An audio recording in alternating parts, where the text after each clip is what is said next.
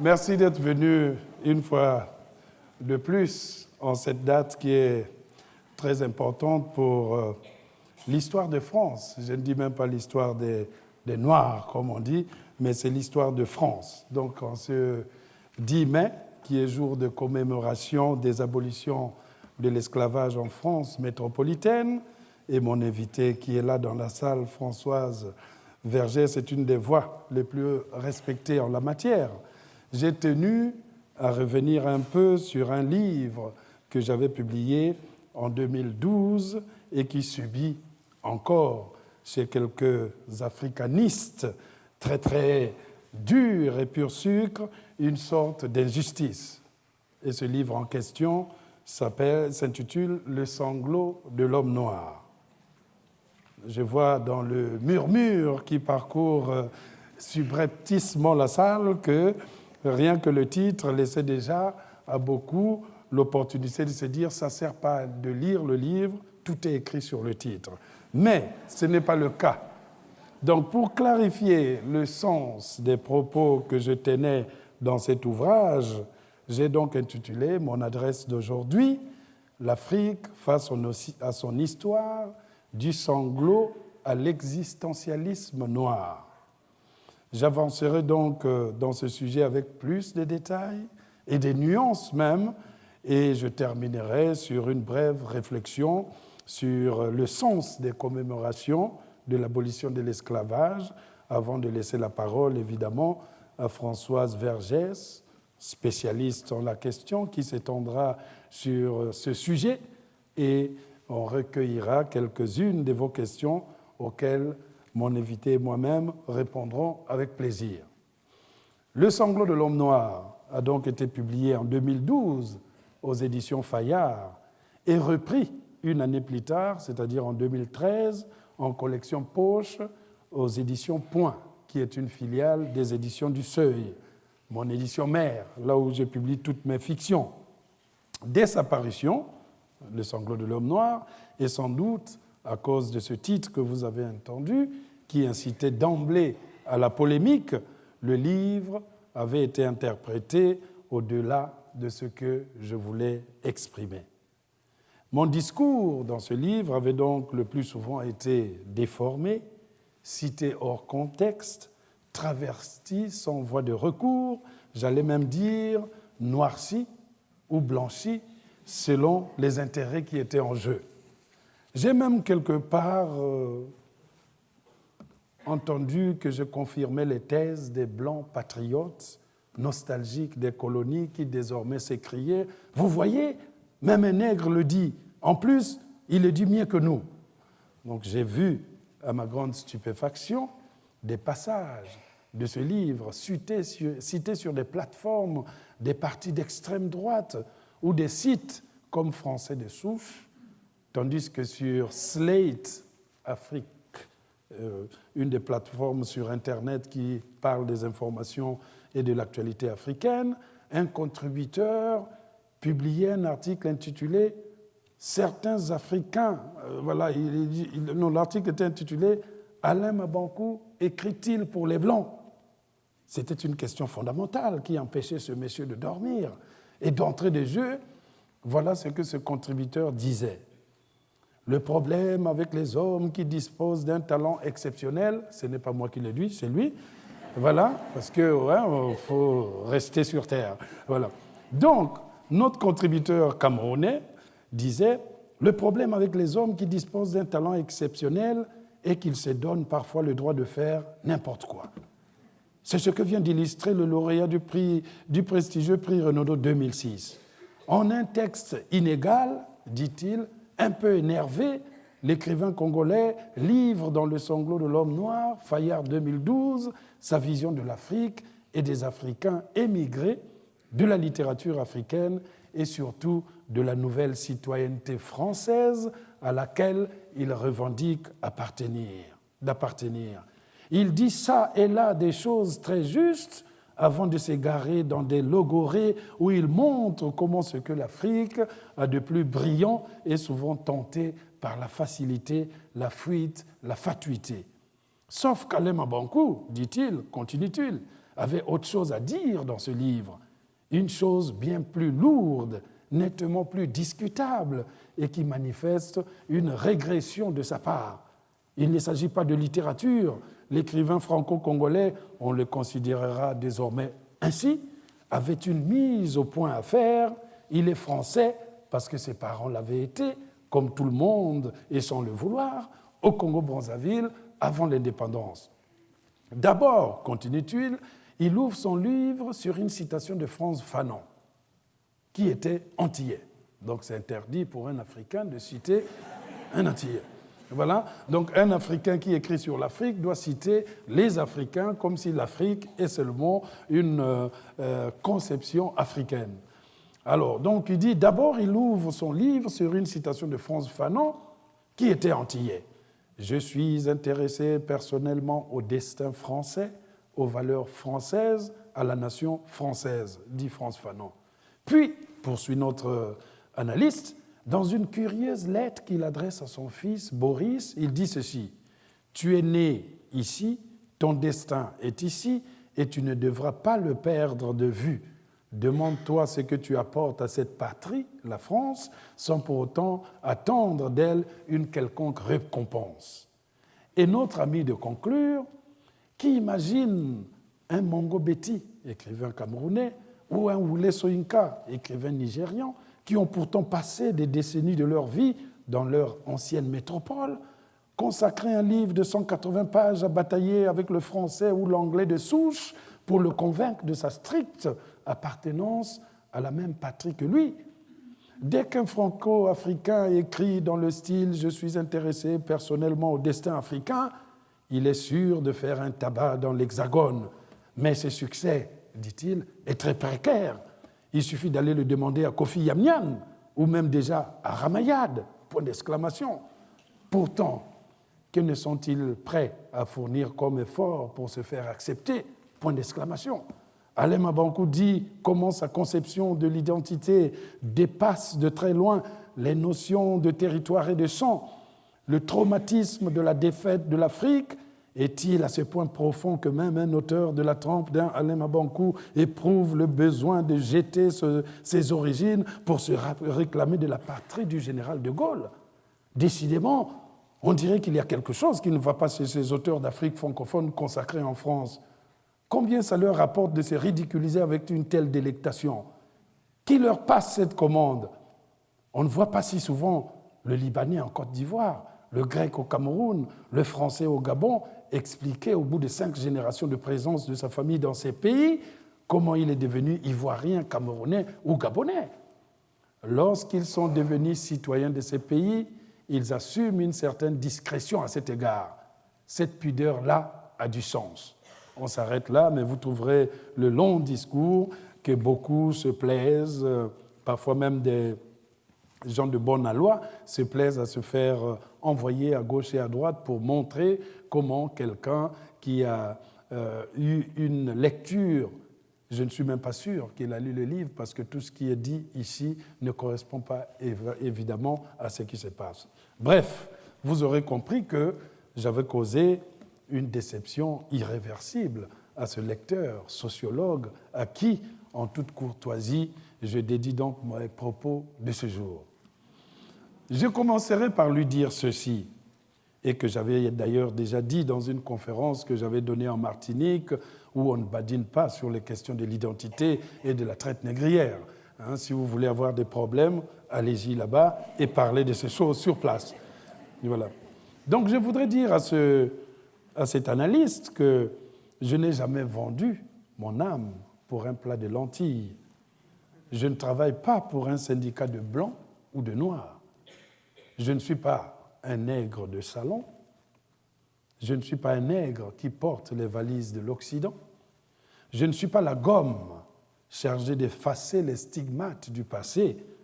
Je ne suis pas un chirurgien esthétique spécialisé dans le lifting de l'histoire. Parce que je sais qu'un homme sans histoire est un zèbre sans ses zébrures.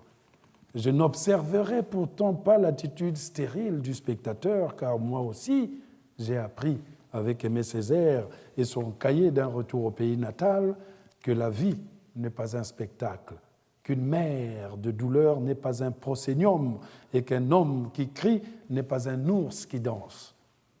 Ce qui m'intéresse donc, ce n'est pas le spectacle de la vie, c'est le cri du désespoir que pousse l'être humain, et peu importe sa couleur, ses origines, son ethnie.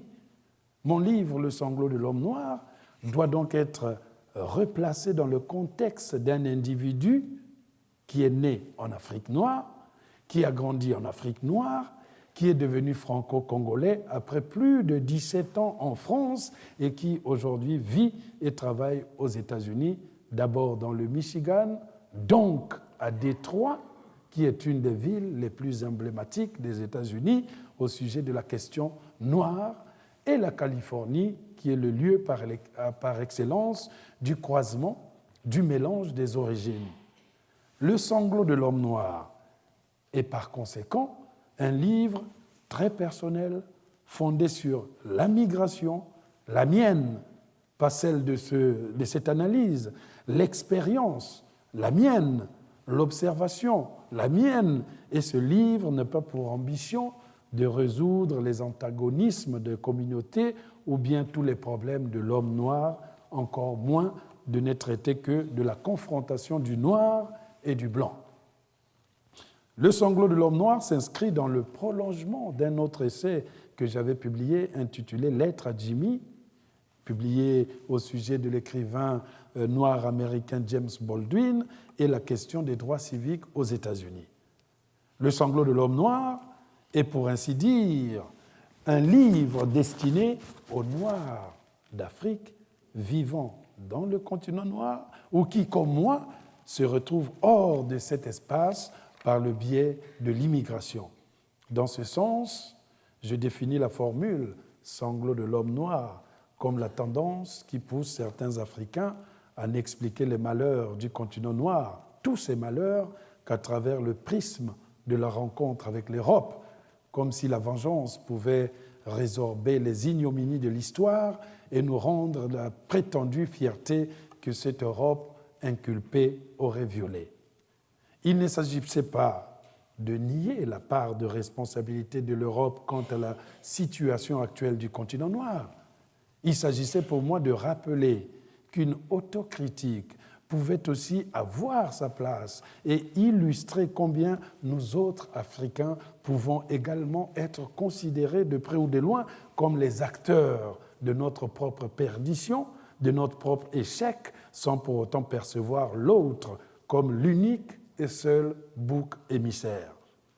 Ce qu'un peuple subit au jour le jour est aussi important que ce qu'il a subi dans le passé. Le présent que nous vivons là sera demain le passé. Et nous avons une responsabilité de faire de sorte que nos descendants ne puissent souffrir des maladresses ou des erreurs que nous commettons. Le sanglot de l'homme noir est d'abord un livre adressé à mon fils aîné, dont la mère est guadeloupéenne et qui n'a jamais mis les pieds en Afrique. Le chapitre 1 de ce livre, ce Boris a aujourd'hui 21 ans. Le chapitre 1 de ce livre est une lettre dans laquelle je demande à ce fils franco, je ne sais pas, guadeloupéo, congolais, que je demande à ses fils, ne vous en faites pas, j'ai aussi des enfants polonais, donc ça va rien. Voilà. Je demande que, ah bah oui, madame, vous êtes très étonnée, oui, j'ai un fils qui s'appelle Jurek et ça veut dire Georges en polonais. Ça veut dire que j'ai compris que le mouvement de ce que Glissant appelait le tout-monde dépasse le cadre de la peau. Et je peux aujourd'hui parler aussi bien de la condition noire parce que j'ai des enfants noirs que de la condition blanche parce que j'ai aussi des enfants européens dans ce sens. Le chapitre 1 du sanglot de l'homme noir est une lettre dans laquelle je demande à ce fils d'origine à la fois guadeloupéenne et congolaise, Boris Mabankou, de se forger ses propres convictions sur l'Afrique, de s'éloigner des idéologies toutes faites et de ne pas s'imaginer que le nègre aurait été maudit depuis la nuit des temps, depuis l'épisode biblique de la malédiction de Cham que nous avons rappelé ici dans notre leçon inaugurale. Je lui rappelle aussi sa réflexion sur le passé, que cette réflexion sur le passé, c'est vrai, mais aussi sur ses préoccupations quotidiennes, car le salut du nègre n'est ni dans la pitié ni dans la commisération. Dans le chapitre 2 de ce même livre, n'oubliez pas que je fais tout cela pour cet analyste qui n'avait pas lu le livre, dans le chapitre 2, mais vous, je sais que vous l'avez lu et vous l'avez lu de manière objective. Le chapitre 2 de ce livre, qui est intitulé « Un nègre à Paris », évoque ma rencontre avec un Camerounais dans une salle de gym à Paris. Et ce Camerounais, agent de sécurité, soutenait mordicus jusqu'au bout qu'il y avait des professions pour lesquelles le noir n'accéderait jamais et que si j'étais devenu professeur aux États-Unis, je ne l'aurais pas été en France, les Américains étant plus ouverts. Sauf que le pauvre Camerounais ne savait pas que je finirais au Collège de France.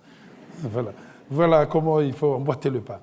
Le chapitre 3 de ce même livre, intitulé « L'esprit des lois », parle de cette question de la France noire, un terme qu'on utilise désormais et qui laisse penser qu'il existerait une communauté noire en France. Je sais que certains en font un fonds de commerce, ils vivent de ça, ils vont mourir de ça, mais ils n'ont jamais compris les subtilités qu'il y a à l'intérieur. Il y a certes une présence noire en France, mais il n'y a pas de communauté noire dans ce pays comme aux États-Unis. Si là-bas, outre-Atlantique, où je vis, la présence de Noirs s'explique entre autres par le commerce triangulaire, en France métropole, il n'en a pas été ainsi. Nous autres, Noirs de France, avons traversé l'histoire d'abord comme des sauvages et des indigènes, puis en tant que tirailleurs dans des guerres européennes, avant de comprendre ce que voulait dire le blanc lorsqu'il prononçait le mot nègre. Il nous fallait donc détourner ce mot de nègre, en faire une fierté, toujours comme les Afro-Américains, et nous nous en sommes emparés pour lancer un des mouvements les plus marquants de la pensée noire, la négritude. La négritude s'est dressée face à un monde blanc qui s'arrogeait le droit d'imposer sa civilisation prétendument éclairée à des barbares empêtrés dans les ténèbres de l'obscurantisme. Il n'est donc pas exagéré d'affirmer que c'est le blanc qui a inventé le noir et que, partant, le noir a été contraint de définir le blanc avec le vocabulaire de celui-ci, souvent de façon caricaturale, puisque la seule image qu'il en avait provenait d'une rencontre tumultueuse marquée par la ruse, l'invasion, la conquête, la captivité et la domination. La présence donc des Noirs en France est une longue et sinueuse histoire, résultat de multiples facteurs dont, entre autres, la stratégie politique du pays d'accueil, la France, pendant certaines périodes sombres, la quête d'une vie meilleure des Africains ou des Domiens, ou encore l'apparition de nouvelles générations qui n'ont plus rien à voir avec le continent noir, mais qui estiment qu'on ne les reconnaît pas dans le pays où elles sont nées. Dans l'esprit de beaucoup, les Noirs de France représentent un bloc, une entité cohérente, susceptible d'exprimer des revendications collectives et de peser sur la politique française. Ce n'est qu'une illusion. La composition même hétéroclite de cette population noire en France m'a toujours conduit à réfuter l'existence d'une communauté. Et dans Le sanglot de l'homme noir, je me pose plusieurs questions que vous connaissez déjà. Qu'y a-t-il de commun, en dehors de la couleur de peau, entre un noir en situation régulière qui étudie à Sciences Po et un sans-papier d'Afrique de l'Ouest et un réfugié haïtien ou un antillais de couleur issu d'un département intégré au territoire français? En général, ils ne se connaissent pas. Leur rapport se base essentiellement sur les préjugés du monde occidental, ceux-là même qui ont justifié l'esclavage ou la colonisation. En France, le Sénégalais, le Réunionnais et le Congolais sont des étrangers entre eux, ne parlant pas une langue comme commune venue d'Afrique, mais le français. Ils sont fiers d'être des sœurs et des frères noirs, fiers de venir du berceau de l'humanité, d'un peuple qui a beaucoup souffert.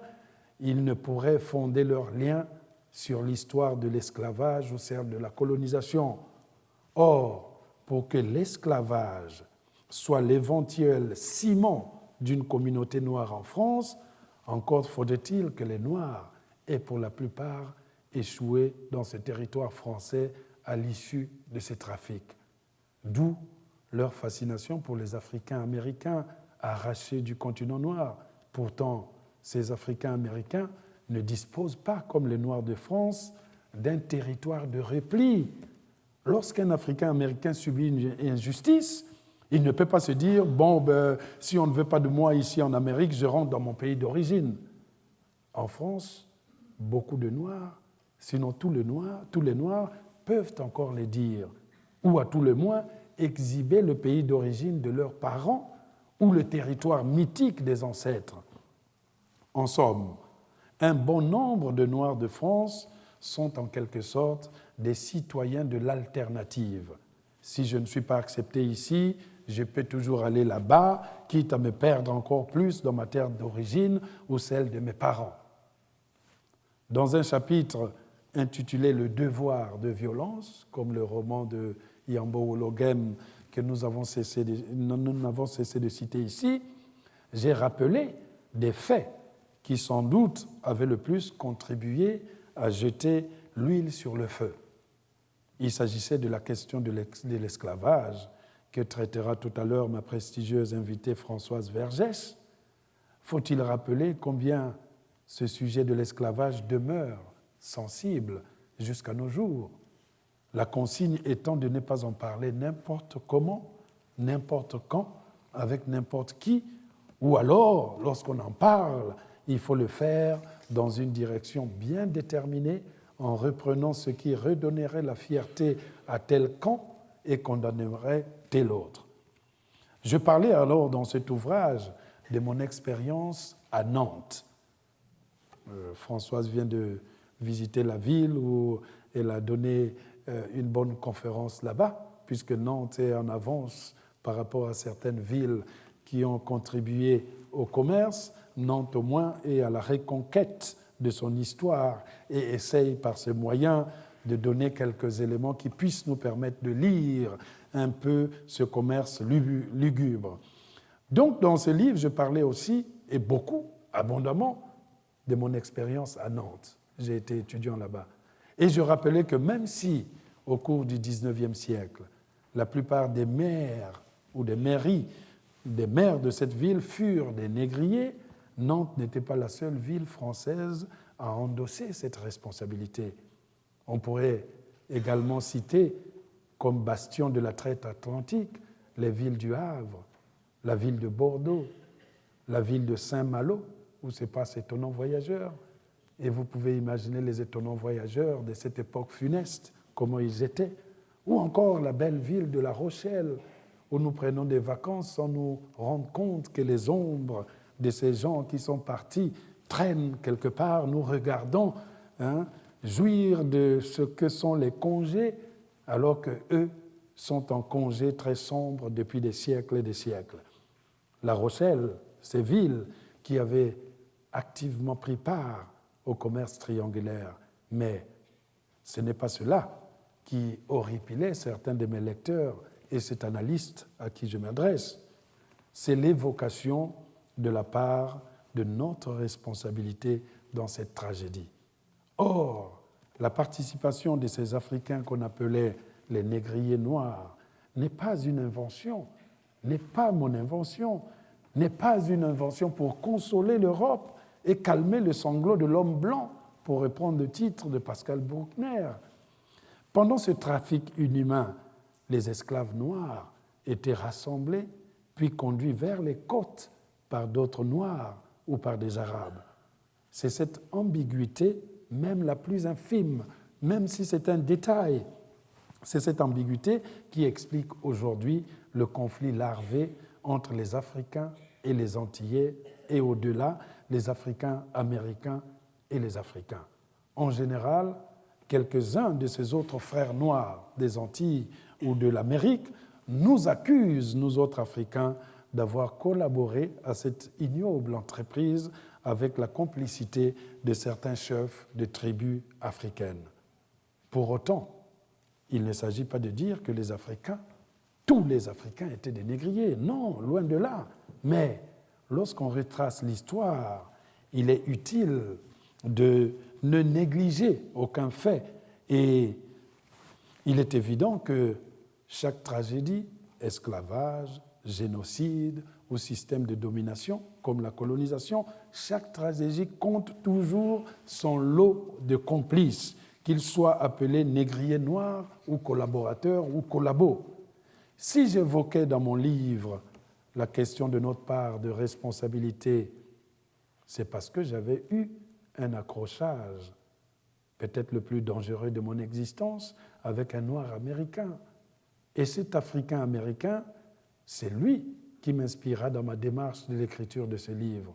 Revenons à cet accrochage. J'habitais en ce temps-là dans une ville qui s'appelle Ann Arbor, c'est dans le Michigan, et je me rendais en voiture à Washington avec deux amis, un métis franco-américain et un noir américain. Le premier, donc le métis franco-américain, s'appelait Pierre. Il préparait une thèse de littérature sur l'œuvre d'origine haïtienne, l'œuvre de l'écrivain d'origine haïtienne, Dany Laferrière. Son père, qui était un noir américain, avait participé au débarquement de Normandie. Sa mère était une Française. Et Pierre avait vécu pendant un moment en France avant de rejoindre son père aux États-Unis. Nourri donc d'une double culture qu'il assumait avec fierté, c'était un garçon plutôt tranquille, sympathique et qui tenait des propos équilibrés sur la question raciale. Chez les Noirs, mon ami franco-américain était vu comme un blanc, et chez les Blancs, on le prenait pour un Noir. Ce n'était pas pour autant une situation choquante, c'était le statut du métis, me disait-il avec un sourire malicieux. C'est lui qui m'avait présenté à Tim, un Noir américain qui travaillait au service de ramassage des ordures de la ville d'Ann Arbor. À l'opposé de mon ami franco-américain Pierre, Tim, le Noir américain, était très préoccupé par la question des Noirs aux États-Unis et il ne laissait rien passer lorsqu'on touchait à ce qu'il considérait comme la cause suprême. Je me retrouvais donc entre deux types de descendants d'Africains, deux exemples de ce que la diaspora avait donné, un croisement entre le blanc et le noir américain et un descendant direct des esclaves africains échoués en Amérique par le biais de la traite négrière. Au milieu, j'incarnais presque les racines, l'Afrique profonde, le noir qui n'avait pas connu l'esclavage. Nous habitions dans le même quartier et il arrivait que Pierre, le Français, et moi allions regarder un match de football américain à la télé chez le noir américain Tim. Ce dernier débordait de gentillesse et il m'appelait Mandingo en plaisantant. Je mettais cette plaisanterie sur le compte de sa conception mythique de l'Afrique, car il m'avait confié que le peuple mandingue était son obsession. L'image qu'il avait de l'Afrique contemporaine était toutefois très négative. Il parlait de la barbarie, de la famine, des guerres civiles et des dictatures. Bref, tout ce que les médias rapportaient sur l'Afrique, il avait le catalogue. N'ayant jamais mis justement les pieds sur le continent noir, il s'imaginait que nous autres Africains vivions encore dans des cases en terre battue et que nous subsistions grâce à la chasse et à la cueillette. D'où l'emploi de ce terme mandingo à double sens. Son obsession pour les mandingues était sans doute due essentiellement au livre Racine d'Alex Haley, qui était paru chez Jean-Claude Lattès en 1993. Il y a eu même un film, une série documentaire, une série télévisée appelée Roots, une vraie saga, sortie en 1976 aux États-Unis et qui a été diffusée en France sous le titre de Racine. Donc, son obsession est essentiellement liée au livre Racine d'Alex Haley, mais surtout au film dont je vous ai parlé, qui a connu un succès mondial et réveillé l'orgueil des Africains, en particulier ceux qui réclament des comptes au monde occidental au sujet de l'esclavage depuis des décennies. L'auteur africain-américain Alex Haley s'était rendu en Gambie, le pays de ses ancêtres, pour comprendre ses origines. Dans un tout petit village, il fait la connaissance d'un griot qui lui raconte sa généalogie et la geste de sa lignée jusqu'à ce personnage de Kunta Kinte, vieux mandingue, qui fut capturé par les Blancs en allant chercher du bois pour confectionner un tambour. Échoué donc en Virginie aux États-Unis après de longs mois de traversée au cours de laquelle plusieurs Noirs périrent en haute mer, Kunta Kinte sera le point de départ d'une lignée d'esclaves au destin tragique, mais décidés à inscrire leur histoire sur la terre américaine. Alors, m'appeler moi Mandingo était pour ce Noir américain Tim une façon de me ramener subrepticement à ma barbarie, celle qui évidemment avait poussé certains de mes ancêtres moins courageux et dignes que Kunta Kinte à commettre l'irréparable, c'est-à-dire vendre leurs propres frères aux Blancs.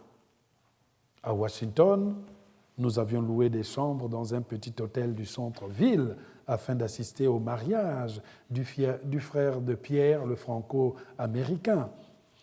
Il était bien né, avant ce dernier, de la rencontre du père avec une africaine-américaine. Ailleurs, on aurait parlé de demi-frère, mais Pierre, le franco-américain, préférait l'appeler tout simplement mon frère. C'est comme ça en Afrique, insistait-il quand je lui demandais pourquoi il ne faisait pas la nuance. En attendant ce mariage qui aurait lieu le lendemain, nous avions décidé d'aller faire la fête aux Zanzibar. Le nom était tout indiqué. C'était une boîte de nuit africaine. Il existe aussi Zanzibar dans la ville où je vis, à Santa Monica, en Californie. J'y vais souvent juste pour me rappeler cette histoire. Donc, nous avons décidé d'aller esquisser quelques pas de danse aux Zanzibar, une boîte de nuit africaine. Tim, le Noir américain, avait déjà bu quelques verres de whisky dans sa chambre, parce qu'il disait qu'il fallait être en condition. Comme ça, quand j'arrive dans la boîte, tout le monde sera des nains. Ils sont tellement petits que j'aurai le courage de leur parler et surtout de les draguer. Parce qu'à la fin, quand un groupe d'hommes va dans une boîte de nuit, on sait ce qui se passe. Alors, donc c'est lui qui avait souhaité qu'on aille danser africain pour qu'il retrouve ses racines. Il m'avait dit... ça, moi, quand j'écoute la musique africaine, c'est comme si je retournais chez moi. Donc ce soir, je veux retourner chez moi. D'accord. Dans la voiture, il s'est assis à côté de Pierre qui conduisait. Donc ils sont devant, le franco-américain et le noir américain, tandis que moi, j'ai pris la place arrière. Au milieu du chemin, alors que j'étais persuadé qu'il dormait, puisque son menton était bien collé à sa poitrine, l'Africain-Américain se redressa brusquement et commença à délirer. C'est de la merde, l'Afrique. Moi j'éclatais de rire, mais très vite, ces blagues s'échangèrent en attaque contre moi. Mandingo, c'est bien de sortir de ta brousse africaine, non? Tu es content de rouler dans une voiture américaine et de travailler dans une université de mon pays, hein? Comme je ne lui répondais pas, il éleva la voix. C'est à toi que je parle, Mandingo. Tu peux au moins répondre à un fils d'esclave, ou bien ton rang de chef de tribu africaine te l'interdit. Pierre essaya, le franco-américain essaya de le calmer, mais Tim était subitement hors de lui. Non, ce Mandingo, il faut qu'il me réponde, il me doit des explications, et j'en ai marre de me taire pendant des siècles. Tim, allons, tu ne trouves pas que tu commences à pousser le bouchon un peu loin? Fit Pierre en ralentissant l'allure de la voiture. Non, ce mandingo, il vient dans mon pays, on lui donne un boulot dans une grande université et moi je fais un job de merde comme à l'époque de l'esclavage. Lui et ses ancêtres, ils m'ont vendu aux Blancs et c'est à cause de lui que je ne suis qu'une punaise en Amérique. S'il ne m'avait pas vendu, je serais resté en Afrique, même pauvre, j'aurais au moins été libre. Je veux le tuer, je te jure Pierre, je veux le tuer. Alors Pierre et moi ne savions plus quelle attitude adopter. Tim avait maintenant les yeux rouges de colère et le regard qui me lançait trahissait une haine qui semblait venir de très loin. Je demandais donc à Pierre de s'arrêter pour que je sorte de la voiture. Je ne suis pas suicidaire. Mais cette proposition jeta encore l'huile sur le feu et Tim s'époumonna. « Tu ne sortiras pas de cette voiture, je dois te tuer !» Bon, il se retourna vers moi. Et en une fraction de seconde, je vis ses longs bras se tendre vers mon cou. J'ai reculé pendant que la voiture zigzaguait. Pierre le Français, franco-américain, se gara sur la bande d'arrêt d'urgence et je bondis de la voiture. Puis Pierre redémarra tandis que Tim hurlait de rage. « Je vais te buter, sale Africain !» Un taxi me ramena à l'hôtel. Dans ma chambre, je rangeais mes affaires et cherchais un autre hôtel dans les parages. Au petit matin, Pierre, le franco-américain, me raconta par téléphone la fin de la soirée. De retour du Zanzibar, Tim, le noir américain, était allé frapper à plusieurs reprises à la porte de ma première chambre que j'avais réservée, où il se trouvait. Pierre lui avait demandé d'aller me présenter ses excuses. Mais auparavant, il avait parlé maintenant d'utiliser une arme à feu pour m'abattre. Et il avait fait le Vietnam. Donc c'est pour vous dire. Le jour du mariage, j'aperçus finalement le noir américain dans la foule, Tim. Il m'évitait du regard, il semblait très gêné et ne savait quelle attitude adopter à mon égard. Pierre intervint pour que nous fassions la paix. Une fois de retour à Ann Arbor, dans notre ville, Tim, le noir américain, me présenta enfin longuement ses excuses. Il ne savait pas ce qui lui avait pris ce soir-là. Il affirmait qu'il avait été la proie de mauvais esprits. J'acceptais ses excuses, sachant néanmoins que nos rapports ne seraient plus les mêmes. Je resterai à ses yeux celui qui avait participé à la vente de ses ancêtres pendant l'esclavage. Donc vous voyez dans quelle perspective le livre a plutôt un caractère personnel, mais on prend ce caractère personnel pour l'étaler dans la condition générale des Noirs en France. C'est un livre d'expérience écrit à la première personne avec des exemples précis comme ceux-ci, et ce n'est pas le seul exemple puisque le livre est traversé par plusieurs autres exemples concrets d'intolérance ou de choc de culture à l'intérieur de ceux qui ont la même couleur ou ceux qui sont censés venir du même continent de près ou de loin. Et lorsque l'écrivain guinéen Yambo Wologem publia Le devoir de violence en 1968, le couperet ne tarda pas à tomber.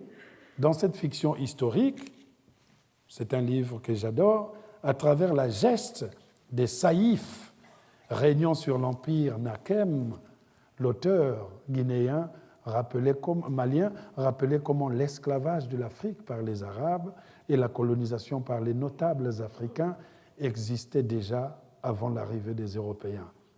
La colonisation et l'esclavage n'étaient donc pas des inventions extérieures à l'Afrique, apparues sur le continent en même temps que le visage pâle. Dès la préface de son livre, Yambo Wologem brise justement le tabou en des termes on ne peut plus clairs qu'on avait eu à rappeler ici. Yambo Wologem dit dans Le devoir de violence, c'est le sort des nègres d'avoir été baptisés dans le supplice par le colonialisme des notables africains, puis par la conquête arabe. La promenade des nègres va de la fresque à la chronique de 1202 à 1900, puis au romanesque contemporain et au drame souvent dérisoire des fils de la nuit. Les Blancs ont joué le jeu des notables africains. Yambo Ologem, le devoir de la violence. Enfin, dans le sanglot de l'homme noir, d'autres questions sont abordées, étant été occultées par la polémique sur l'esclavage. On a l'impression que le sanglot de l'homme noir, c'est un livre entièrement sur l'esclavage. Mais je traite dans ce livre de l'immigration, de l'identité, de la langue française, de l'intolérance, des indépendances, de la question de l'enseignement des littératures africaines aux États-Unis, etc., etc. Ma démarche a été, tout au long de ce livre, de rechercher ce qui pourrait redéfinir nos rapports, ce qui pourrait nous rapprocher et fonder le vivre ensemble, quelle que soit notre couleur. S'accepter tel que nous sommes et combattre les idées fallacieuses et rétrogrades qui pourraient nous éloigner les uns des autres. Le monde de demain, nous l'avons répété aussi, en ces lieux, est un monde d'échange et de courtoisie. C'est le mot qui aura le plus été employé dans cette salle.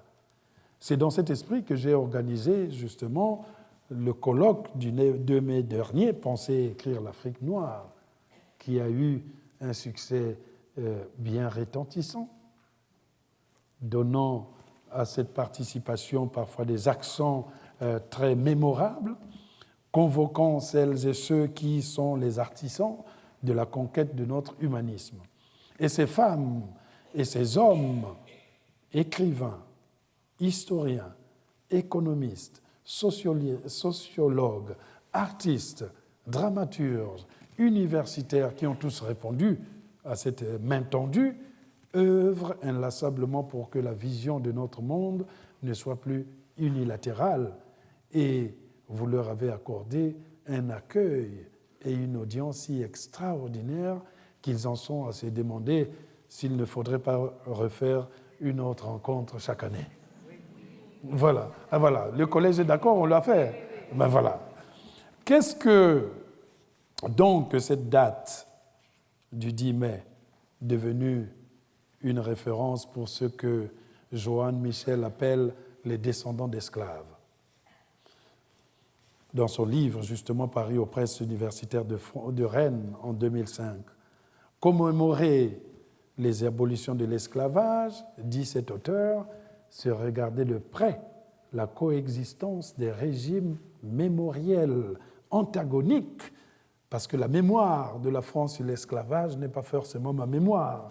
Et nous sommes dans une sorte d'antagonisme de mémoire, d'échange, en particulier à partir de la commémoration qui avait eu lieu en 1948 du centenaire de la seconde abolition de l'esclavage, avec la célébration de la République française personnifiée dans la figure de Victor Schœlcher en raison de son action émancipatrice envers les anciens esclaves.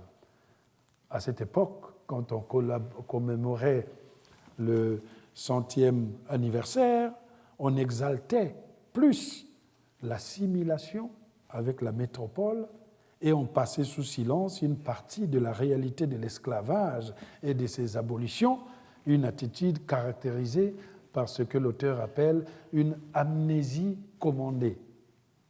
Donc c'est une sorte d'amnésie institutionnelle qui se trouvait engluée dans le concept de l'assimilation.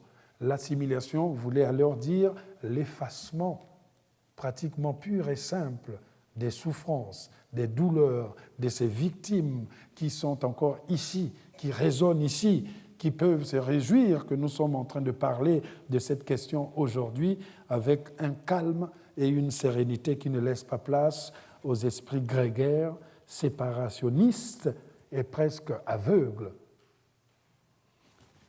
L'autre régime mémoriel qu'on a qualifié de régime nationaliste, lui s'enracine, selon cet auteur, dans un contexte plus international qui est caractérisé par les décolonisations en 50 et en 60. Il est également, ce régime, marqué par la déception des populations ultramarines qui espéraient que le processus de la départementalisation réduirait les inégalités sociales. D'où donc l'émergence consécutive des mouvements autonomistes ou indépendantistes dans les territoires d'outre-mer qui expliquent le processus de nationalisation de la mémoire. Les célébrations du bicentenaire de l'abolition de l'esclavage, par exemple en 1998, ont vu revenir au premier plan le régime abolitionniste sans pour autant que le régime nationaliste ne s'efface complètement. En effet, ce régime nationaliste fait l'objet d'une opération de recadrage de la part des théoriciens de la créolisation.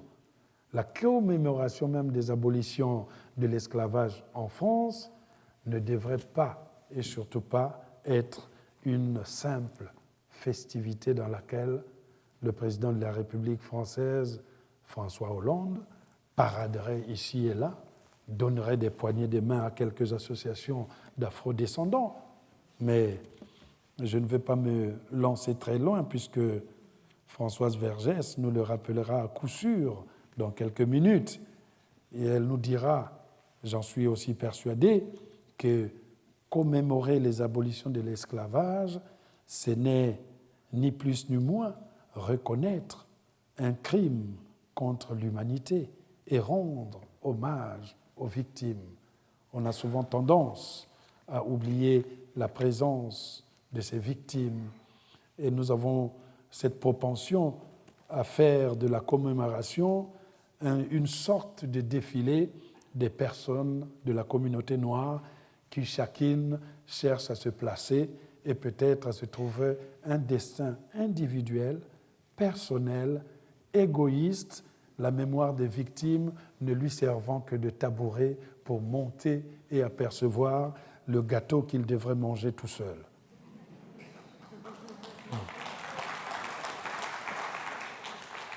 J'ose à peine vous dire que j'ai reçu quelques menaces des personnes que vous connaîtrez probablement et qui se revendiquent comme les représentants des Noirs en France.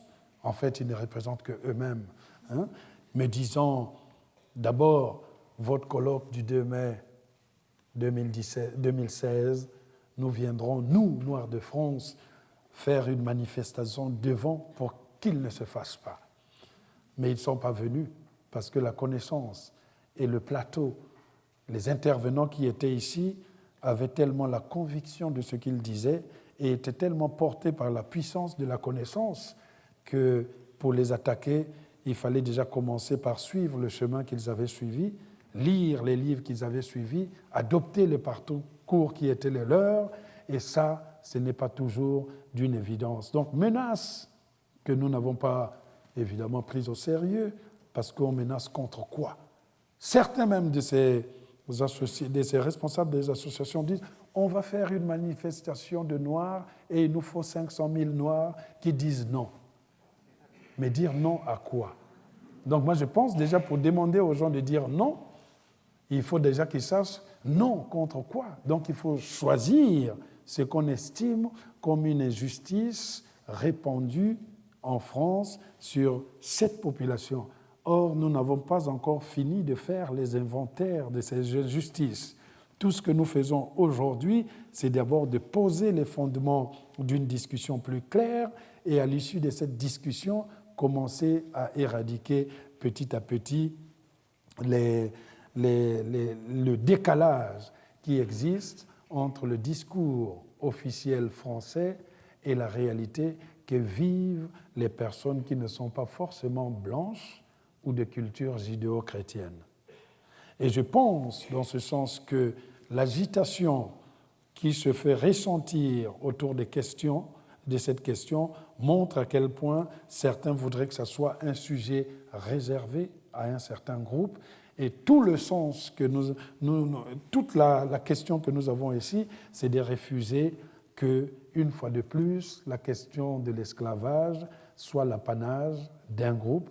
C'est un sujet qui nous concerne tous parce que, de près ou de loin, nos ancêtres y ont participé, nous avons été à l'intérieur. Donc je rêve, une fois de plus, que nous utiliserons nos expériences pour aller de l'avant et que nous nous attellerons à rassembler ce qui nous unit pour que notre présent soit digne de ce que nos descendants attendent de nous, c'est-à-dire une France, voire même une Europe, laboratoire des rencontres, une France, voire même une Europe, responsable de son destin, une France, voire même une Europe qui repousse les injustices et ne rougit pas devant son passé, qui reste à réécrire, non pas de cette manière unilatérale et révisionniste, mais de façon contradictoire, de sorte que ces victimes, dont nous autres portons les stigmates de l'humiliation, ne se sentent plus prisonnières depuis leur tombe d'une autre forme de captivité née de leur mémoire bafouée. Je rêve donc d'une Afrique fière de son passé, d'une Europe qui n'est pas honteuse de ce qu'elle a fait et qui accepte qu'on en parle au présent, d'une Afrique soucieuse de son présent, de son avenir et de son devenir, seule condition pour une fierté de cette France noire que tout le monde voit, mais que les institutions n'intègrent jamais dans leur vocabulaire. Oui, nous sommes, nous autres, Africains, à l'heure peut-être du bilan, mais nous autres Africains, peut-être c'est ce qu'on retiendra pour terminer, nous autres Africains avons droit à un destin, et cela, personne ne nous l'arrachera. Je vous remercie.